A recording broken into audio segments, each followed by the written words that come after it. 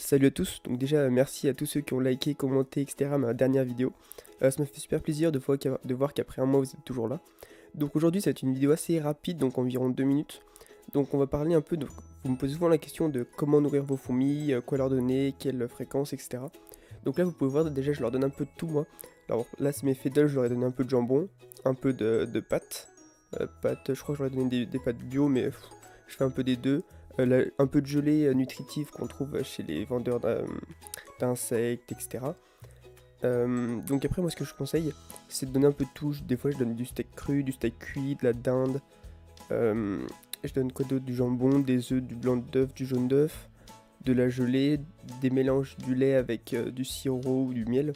Enfin voilà, en fait vraiment le but c'est de varier. Puis de toute façon suivant les colonies, espèces, etc. elles auront des goûts différents.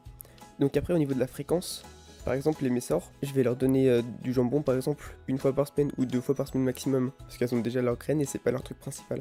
Après pour les fiddles, je vais les nourrir tous les jours ou presque, enfin tous les 2 jours avec du liquide sucré et tous les jours ou tous les 2 jours avec des protéines, parce que les fiddles elles ont un énorme appétit.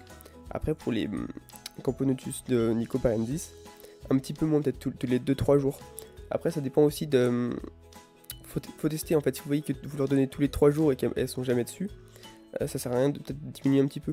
Ça dépend beaucoup à la fois de l'espèce, de l'évolution que vous avez, de leur nombre, etc.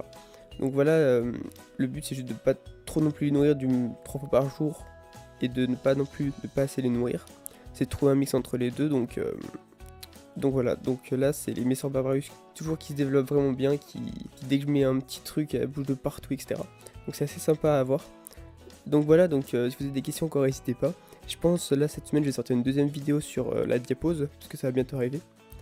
Donc voilà, j'espère que vous avez kiffé cette petite vidéo. Puis n'hésitez pas à liker et à commenter, puis on va se dire à la prochaine. Et si vous avez des questions par rapport à l'alimentation, n'hésitez pas en commentaire. Allez, à la prochaine, bye bye tout le monde.